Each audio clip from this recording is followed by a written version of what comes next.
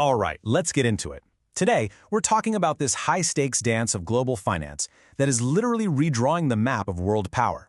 It's a really complex series of moves called the debt trap shuffle, and who's leading versus who's following, well, that's changing just about everything.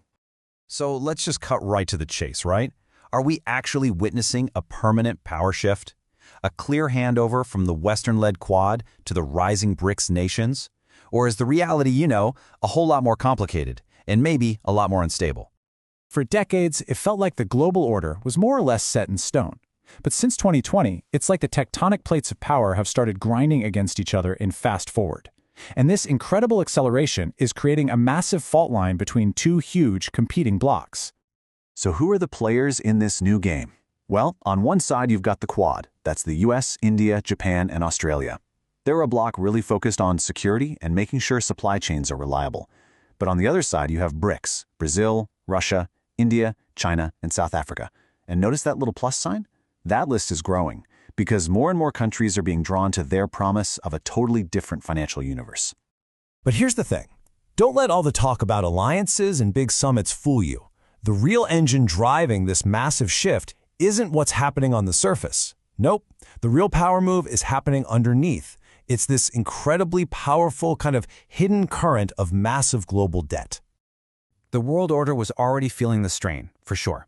But starting in 2020, a series of global shocks hit, one right after the other, basically throwing gasoline on an already smoldering fire. And that just accelerated this power shift beyond what anyone could have predicted. Let's just quickly break down that perfect storm. First up, COVID-19 shattered supply chains and forced governments to borrow money like there was no tomorrow. Right on its heels, the US-China rivalry went from a simple trade war into a full-blown tech war. And the final catalyst? The war in Ukraine. That's when we saw the US dollar get used as a financial weapon through sanctions. And for a lot of countries, that was the last straw. So you can see how this combination of crises completely changed the game. All of a sudden, this alternative financial system that the BRICS nations were building went from being, an interesting idea to an absolutely essential lifeline for a lot of countries out there. So what exactly is the BRICS sales pitch? It's not about shared values or ideology. Not really. It's pure pragmaticism. They're offering financing without all the strings that often come attached with loans from the IMF or the World Bank. They help countries trade in their own currencies to get around the dollar, and they build these huge infrastructure projects, creating a very real, very tangible counterweight to Western influence. But, and this is a big but, this alternative financing comes with a very high price tag and a super controversial label. This is where we get to the absolute heart of the issue, what a lot of critics are calling debt trap diplomacy. Okay, so what exactly is debt trap diplomacy? Well, it's the accusation that a powerful creditor country, and in this case we're talking primarily about China, is intentionally lending enormous sums of money to a smaller nation, not just for profit, but to use that debt as leverage to gain strategic advantages down the road. And you have to understand the scale of this lending is just staggering. China is now the world's largest single creditor. We're talking billions upon billions lent to developing countries for massive projects like ports, railways, power plants, all part of its globe-spanning Belt and Road Initiative. So how does this turn into a trap? Well, it's kind of a four-step downward spiral. It starts with a big loan for a politically popular project. Awesome. But then step 2, global economic conditions change. Interest rates go up, or the local currency gets weaker. That leads to step 3, crisis. Because the loan is in dollars, a weaker local currency means you suddenly need way more of your own money to make the same payment. The debt just explodes. And finally, you get to step 4, dependency. The country has no choice but to go back to its lender, basically hand in hand. Which, of course, leads us to the billion-dollar question. Is this some kind of deliberate strategy to entrap nations? Or is it just a case of really risky business lending that's colliding with a tough global economy? The truth, as it so often is, isn't black and white. It's really a combination of both. It's aggressive, high-risk lending that's absolutely designed to build influence, which then becomes this incredibly powerful tool of control when the global economy, as it always does, eventually hits a rough patch. So what does this all add up to? Well, it's not a simple replacement of one superpower with another. We're moving into a much more fragmented, much more complex reality, where power is being used in a very, very different way.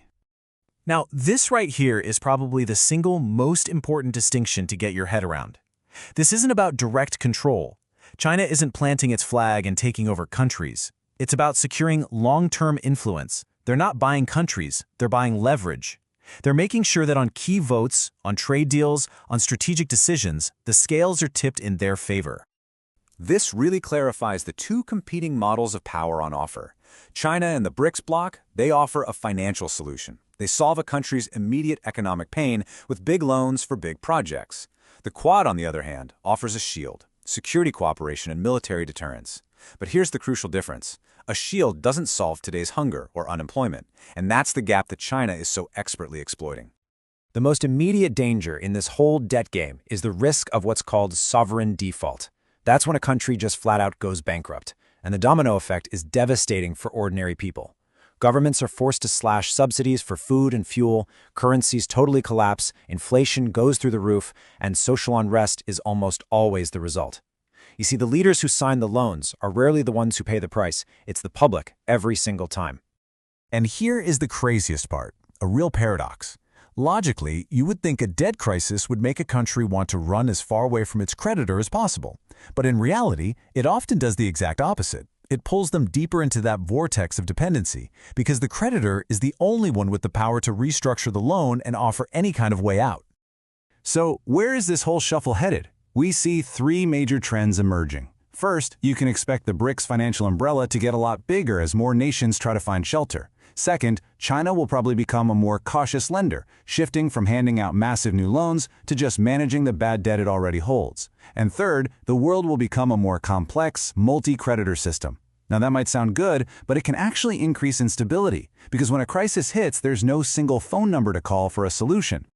When you boil it all down, this isn't a simple story of good guys and bad guys. It's a story of how global power is adapting to the new reality of global debt. And the ultimate danger, the real danger, is a world where a nation's economic dependency becomes so total that it completely erases its political choice. The shuffle is still going, and this debt trap, it isn't fully locked in. Not yet. But the final, critical question we're left with is this. For all the nations caught in this dance, what will be the ultimate cost of trying to escape?